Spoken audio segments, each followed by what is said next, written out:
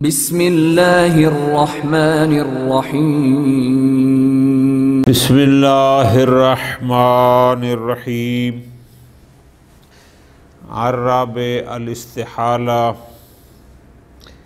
النجس والمتنجس اذا استحال الى جسم آخر یطہر۔ بات ہماری چل رہی ہے مطہرات کی۔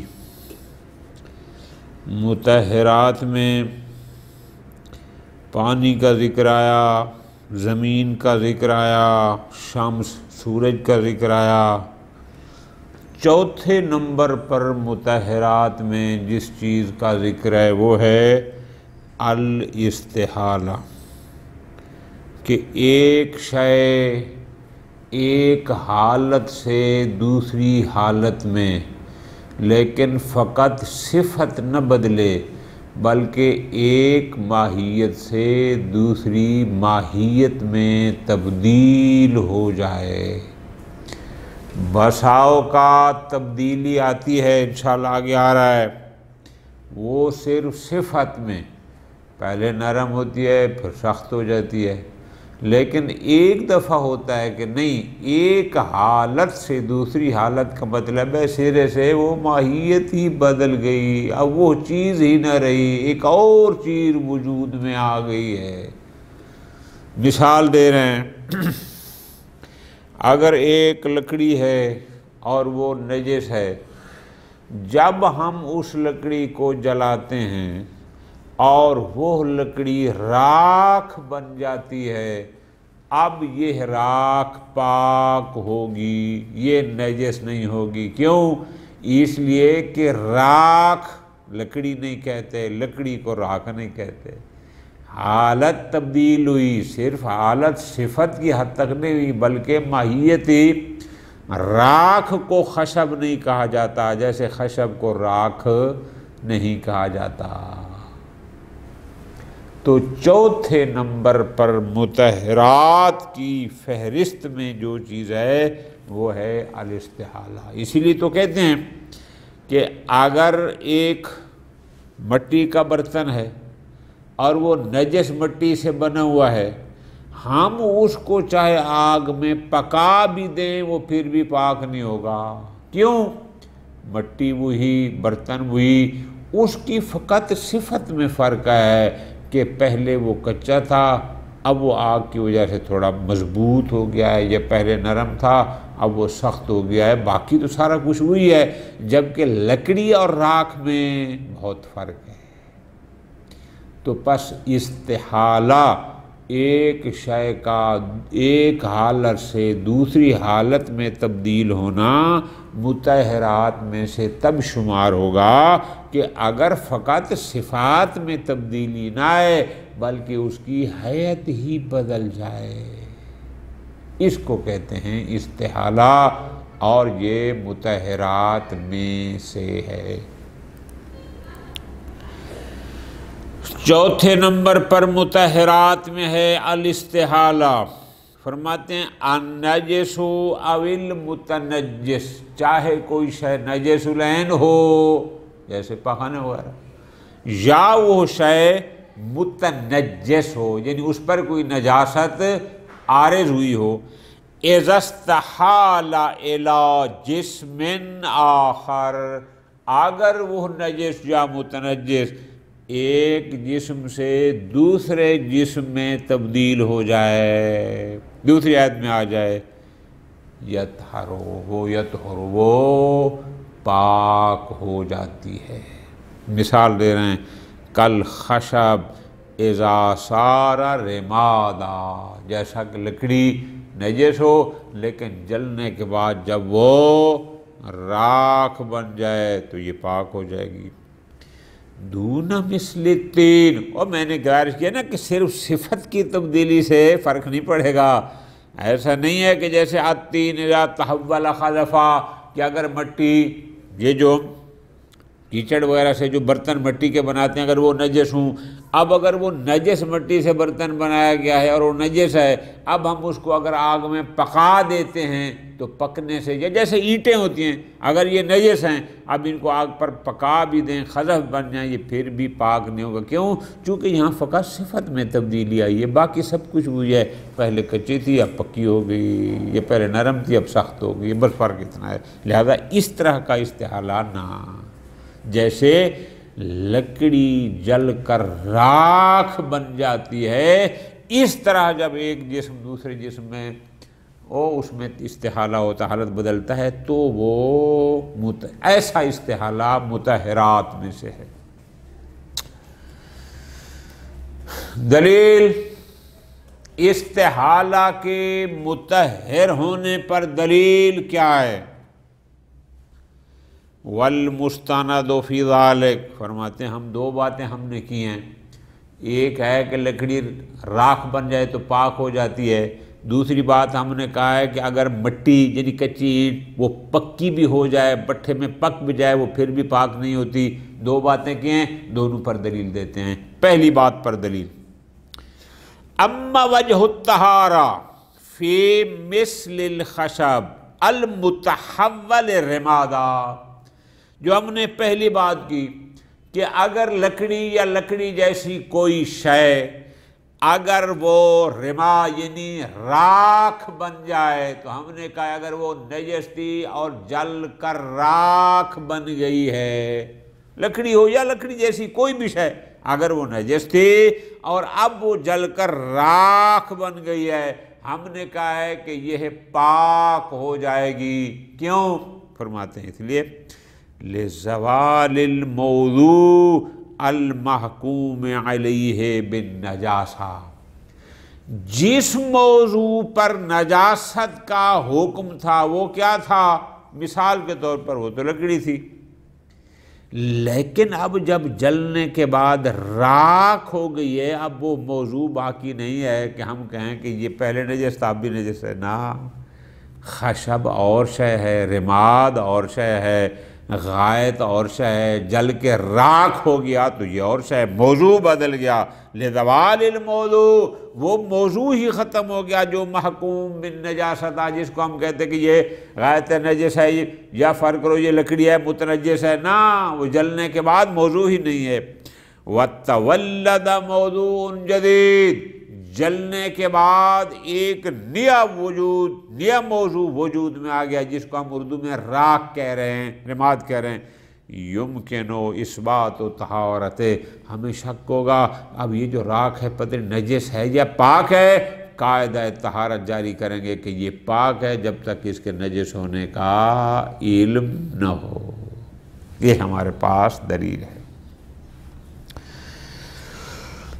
کوئی کہے جناب یہ راکھ بھی تو اسی لکڑی کی ہے جو کنفرم نجس تھی، تو آپ استصحاب کریں کہ وہ لکڑی نجس تھی تو جلنے کے بعد راکھ بھی نجس ہے۔ فرماتے ہیں نہ، کیوں؟ علم اصول الفقہ میں ہم نے پڑھا ہے کہ استصحاب کے لیے سابقہ موضوع کا باقی رہنا ضروری ہے۔ یہاں سرے سے وہ موضوع نہیں رہا، کیوں؟ جو متنجس تھا وہ خشب تھی، لکڑی، یہ کیا ہے؟ یہ راکھ ہے، یہ لکڑی نہیں ہے، موضوع بدل گیا۔ جب موضوع بدل گیا حکم بھی بدل گیا، وہ حکم نجاست خشب کا تھا، رماد کا نہیں تھا۔ فرماتے ہیں استصحاب النجاسہ لا یجری، کوئی کہے کہ جناب اگر خشب نجس تھی تو اسی نجاست کا استصحاب کریں اور کہیں کہ یہ اس کی راکھ بھی نہیں سے، فرماتے ہیں نہ، یہاں استصحاب کیوں؟ لزوال الموضوع سابق عرفاً، اس لیے کہ استصحاب کے لیے بقائے موضوع شرط ہے، یہاں موضوع باقی نہیں ہے، جو نجس تھا وہ خشب تھی، جو یہ ہے یہ رماد ہے، موضوع بدل گیا۔ جب موضوع بدل گیا تو سابقہ موضوع والا حکم اس موضوع پر جاری نہیں ہو سکتا، چونکہ استصحاب کے لیے بقائے موضوع شرط ہے۔ ختم۔ دوسری بات ہم نے کی وَأَمَّا عَدَمُ طَهَارَةِ مِثْلِ الطِّينِ الْمُتَحَوَّلِ خَزَفًا، مثال ہم نے کیا دی کہ مٹی یا مٹی جیسی کوئی شے اگر وہ سخت ہو جائے، اینٹ بن جائے، یہ جو بٹھے پر کچی اینٹ ہوتی ہیں ہاتھ سے بناتے ہیں، پھر وہ بٹھے میں ڈالتے ہیں، پھر وہ پختہ اینٹ بن جاتی ہے، یا مٹی کے اور برتن بن جاتے ہیں، جتنے بھی ہوتے ہیں، ہم نے کہا ہے کہ پکانے سے وہ پاک نہیں ہوتی۔ کیوں؟ وہ کہتے ہیں لِعَدَمِ الْإِسْتِحَالَةِ، چونکہ اس پر استحالہ صادق نہیں آتا۔ کیوں جی؟ پہلے کچی تھی، اب پکی ہو گئی، ہم نے اس کو آگ میں ڈالا، اب اتنی مضبوط اینٹ بن گئی ہے، کیوں استحالہ بھی نہیں ہوا؟ نہیں، کیوں؟ بعد عدہما فی نظر العرف موضوعا واحدا، چونکہ عرف ان دونوں کو ایک موضوع شمار کرتا ہے وہی اینٹ پہلے کچی تھی یا پکی ہو گئی، ہے وہی برتن پہلے کچا تھا پکا ہو گیا، عرف ان کو دو موضوع شمار نہیں کرتا۔ وہ جیسے لکڑی اور راکھ کو عرف دو علیحدہ ماہیتیں سمجھتا تھا، یہاں کچی اینٹ اور پکی اینٹ کو عرف دو علیحدہ موضوع نہیں سمجھتا۔ وَقَوْنِ الْاخْتِلَافِ اوصافی، فقط صفت میں اختلاف ہوا کہ پہلے ذرا صفت جو اس کی اور تھی وہ کچی تھی، اب تھوڑی سی وہ مضبوط ہو گئی، سخت ہو گئی، پکی ہو گئی، ورنہ موضوع ایک ہے، اور موضوع ایک ہوگا تو حکم بھی وہی پہلے والا رہے گا۔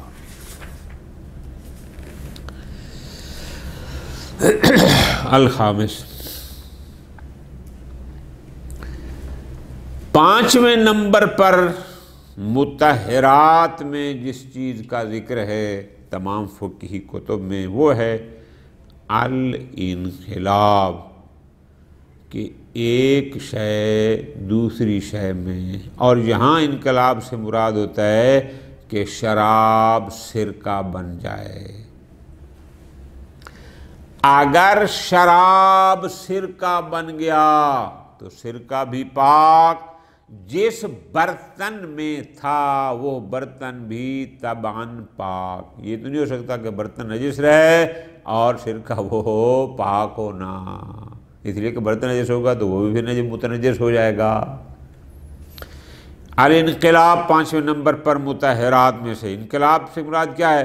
یعنی اذن قلب الخمر خلا، جب شراب سرکہ میں تبدیل ہو جائے، طہرا، وہ پاک ہو جائے گا، وَيَطْهُرُ الْإِنَاءُ أَيْضًا، جس برتن میں تھا وہ برتن بھی بالطبع پاک ہو جائے گا۔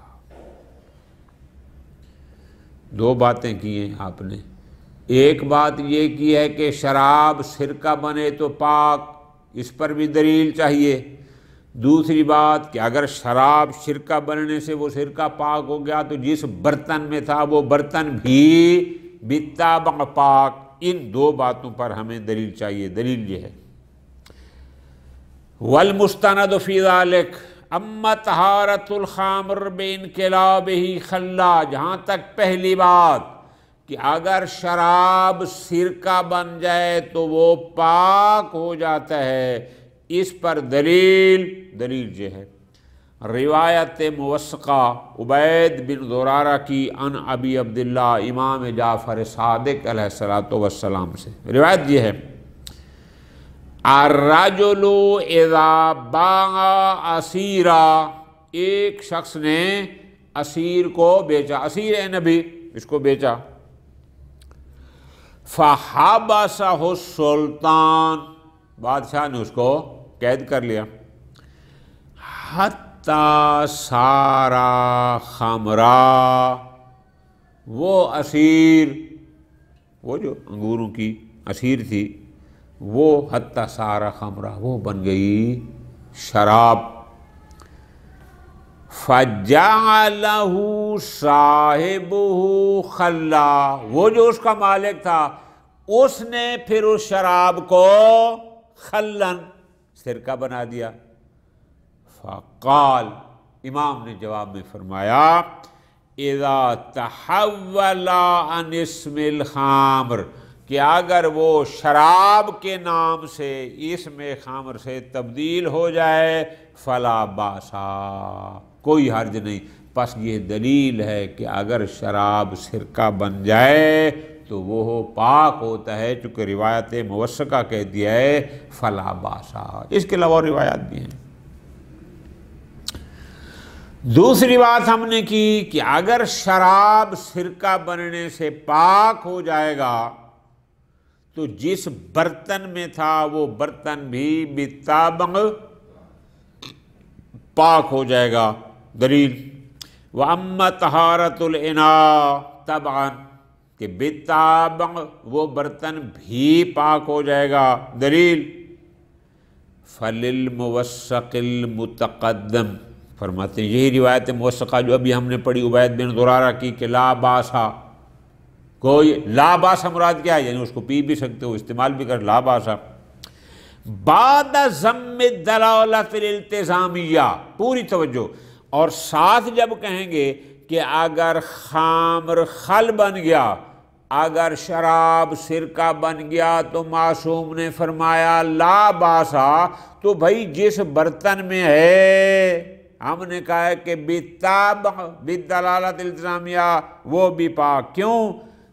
عدم امکان الحکم بالطہارۃ والحلیۃ الفعلیتین، بہترین دلیل، چونکہ یہ کیسے ہو سکتا ہے کہ یہ سرکہ ابھی طاہر بھی ہے حلال بھی ہے اور ساتھ کہیں مگر یہ کہ برتن نجس ہے۔ او بھائی اگر برتن متنجس ہوگا تو اس کی وجہ سے وہ سرکہ بھی متنجس ہوگا۔ یہ ہو نہیں سکتا کہ برتن تو نجس رہے لیکن شراب سرکہ بننے کے بعد طاہر بھی ہو حلال بھی ہو، نہ ایسا ممکن۔ اگر وہ بالفعل حلال ہے اور طاہر ہے تو اس کا لازمہ یہ ہے کہ پھر جس برتن میں وہ تھا وہ برتن بھی سرکہ بننے کے ساتھ ساتھ پاک ہو گیا، ٹھیک ہو گیا۔ السادس، مطہرات کی فہرست میں چھٹے نمبر پر آ گیا ہے الانتقال، انتقال منتقل ہونا، کہ ایک شے دوسری شے میں منتقل ہو جائے۔ کیا مطلب؟ یعنی ایک شے نجس تھی، بعد میں وہ کسی حیوان طاہر میں منتقل ہوئی اور اس حیوان طاہر کا جز بن گئی تو اب وہ چیز بھی پاک شمار ہوگی، ایک کہتے ہیں انتقال۔ اذا صار النجس ہو، ایک شے نجس تھی، پانی کھڑا تھا نجس تھا، گائے نے بھینس نے بکری نے نجس پانی پی لیا، وہ تو متنجس تھا نجس تھا پی لیا، لیکن اذا صار جزءا من حیوان طاہر، جب وہی نجس ایک حیوان طاہر کا جز بن جائے گا طاہرا، وہ ہو پاک، اس کو کہتے ہیں کہ یہ ہے انتقال۔ قدم الانسان اذا صار جزءا من البق ونحوه، مچھر کا زمانہ آج کل بھی، انسانی خون ویسے نجس ہوتا ہے لیکن جب مچھر اس کو چوس لیتا ہے، جب وہ مچھر کے بدن میں جاتا ہے، مچھر کا جز بنتا ہے، پھر وہ پاک ہوتا ہے چونکہ مچھر نجس نہیں۔ دلیل اطلاق ما دل علی طہارت اجزاء المنتقل الیہ، جس جانور کی طرف وہ نجس منتقل ہوا، جو دلیلیں کہتی ہیں کہ یہ جسم پاک ہے، مثال سمجھانے کے لیے، جس دلیل نے کہا کہ مچھر کا خون نجس نہیں ہے بس وہی کافی ہے، اب چاہے وہ مچھر نے انسان سے بھی خون چوسا تھا لیکن جب وہ اس کی جز بن گیا بس وہ پاک ہو گیا۔ اور دوسرا، ہمارے پاس روایت موثقہ موجود ہے غیاث کی عن جعفر عن ابی ہے کہ امام نے فرمایا لا بأس بدم البراغیث والبق وبول الخشاشیف۔ دوسری دلیل کہ معصوم فرماتے ہیں مچھر کا خون ہو یا جوں کا خون ہو یا بول یا چمگادڑ کا بول ہو، لا باسا، کوئی حرج نہیں. یعنی مراد کیا کہ یہ نجس نہیں ہیں. اب چاہے وہ انسانی خون چوس کر لیکن ان میں منتقل ہوا ہو، جب وہ اس حیوان کا جز بن گیا بس وہ پاک ہو گیا. دو دلیلیں ہو گئی. نمبر 3 وسیرت المتشرعہ، جتنے بھی شریعت کو قبول کرنے والے ہم لوگ اہل اسلام ہیں، اہل شریعت ہیں، ہم سارے ان سب کی گواہی یہی ہے کہ جو نجس کسی طاہر الجسم حیوان کا جز بن جاتا ہے پھر وہ پاک ہو جاتا ہے. یہ ہو گئے یہاں پر. مطہرات کی فہرست میں 8ویں نمبر پر جس کو جو مطہر ذکر کیا جاتا ہے وہ ہے الاسلام. کافر نجس العین ہوتا ہے، لیکن جب کافر کلمہ اسلام پڑھ لیتا ہے تو اس کا بدن پاک ہو جاتا ہے، حتیٰ کہ اس کے کپڑے بھی پاک ہو جاتے ہیں اگر ان پر کوئی اور علیحدہ خارجی نجاست لگی ہوئی نہ ہو تو، فقط کفر والی نجاست ہو تو. ٹھیک ہو گیا. اب 3 باتیں ہو گئیں. ایک کہ اسلام مطہرات میں سے ہے، 2 کہ اسلام کافر کے پورے بدن کے تمام اجزاء کو پاک کرتا ہے، 3 کہ یہ اسلام حتیٰ کہ اس کے کپڑوں کو بھی پاک کرتا ہے. اب ان 3 باتوں پر دلیل. الاسلام مطہر للکافر، اسلام کافر کے لیے مطہر ہے، بجمیع اجزائہ، اس کافر کے پورے بدن کے اجزاء کے لیے، بل ولثیابہ، حتیٰ کہ اس کے کپڑوں کے لیے بھی. والمستند فی ذلک، دلیل یہ ہے. اما مطہریت الاسلام للکافر، پہلی بات کہ کافر اسلام کے لیے کہ اسلام کافر کے لیے مطہر ہے، اسلام کافر کو کفر کی نجاست سے پاک کرتا ہے. فرماتے ہیں فَلِزَوَالِ مَوْضُوعِ النَّجَاسَةِ، پہلی دلیل چونکہ وہ نجس العین تھا کفر کی بنیاد پر، جب وہ اسلام لائے گا کفر ختم، تو نجاست کا موضوع تھا کفر، جب موضوع ختم اس کا حکم بھی ختم. ایک. نمبر 2 وشمول ما دل علی طہارت المسلم لہ، اور وہ ادلہ جو مسلمان کی طہارت پر دلالت کرتے ہیں وہ اس بات کو بھی شامل ہیں کہ جو ہی کافر اسلام لائے گا وہ اسلام اس کے لیے مطہر بن جائے گا. بالکل آسان. دوسری بات وَأَمَّا كَوْنُهُ مُطَهِّرًا لِجَمِيعِ أَجْزَائِهِ، یہ جو ہم نے کہا کہ اسلام کافر کے تمام اجزاء بدن کے لیے مطہر ہے، قلعر کے حتیٰ کہ اس کا پسینہ بھی پاک ہو جائے گا، والبساق، اس کے لعاب دہن یہ بھی پاک ہو جائے گا. فرماتے ہیں اس لیے کہا ہے لِأَنَّ نَجَاسَتَهَا كَانَتْ تَبْعًا لِنَجَاسَتِ بَدَنِهِ، اس کا پسینہ کیوں نجس تھا؟ چونکہ نجاست کفر کی بنیاد پر سارا جسم نجس تھا. اس کا لعاب دہن کیوں نجس تھا؟ چونکہ کفر کی بنیاد پر وہ سارے کا سارا سراپر نجس العین تھا، اس بنیاد پر. لیکن جب اسلام لایا قد زالت، وہ کفر والی نجاست زائل ہو گئی. جب موضوع زائل ہو گیا اس کا حکم بھی زائل ہو گیا. نمبر 2 وَلِسِّیرَا، سیرت متشرعہ بھی یہی ہے کہ جب کافر مسلمان ہوتا ہے اس کے سارے اعضاء پاک ہوتے ہیں. تیسری دلیل وَعَدَمِ عَمْرِهِ صلی اللہ علیہ وآلہ وسلم بِتَطْہِیرِ بَدَنٍ مَنْ يَسْلُمْ، اس لیے کہ جب کوئی کافر اسلم یسلم من یسلم، کہ جب بھی کوئی کافر اسلام لاتا تھا تو پیغمبر اکرم نے اس کو اس کے بدن کو پاک کرنے کا حکم نہیں دیا، عدم خلوہ عنہ غالباً، جبکہ عام طور پر اس کے بدن پر کچھ پسینہ اور کچھ نہ ہو تو لعاب دہن یہ چیزیں تو ہوتی ہیں، لیکن پیغمبر نے کبھی نہیں فرمایا کہ اس کے بدن کو پاک کیا جائے۔ پس یہ دلیل ہے کہ اسلام جب لائے گا تو اس کے بدن کے تمام اعضاء پاک ہو جائیں گے اور یہ اس کے لیے مطہر ہے۔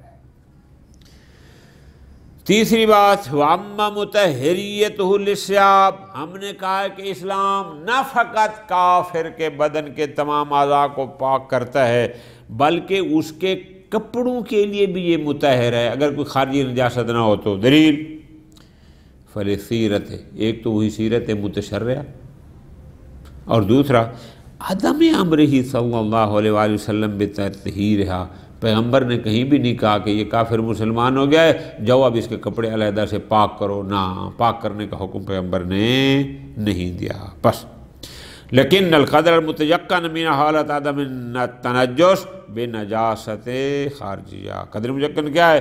ہاں، بشرط ہے کہ اس کے جسم پر کوئی نجاست خارجی، کپڑوں پر شراب لگا ہوا ہے تو وہ تو نجس ہے، پیشاب لگا ہوا ہے تو وہ تو نجس ہے، وہ اور بات ہے، ٹھیک ہے جی۔ لیکن اگر کوئی نجاست خارجیہ لگی ہوئی نہ ہو تو پھر فرماتے ہیں کہ وہ کپڑے بھی بتا پاک ہو جائیں گے۔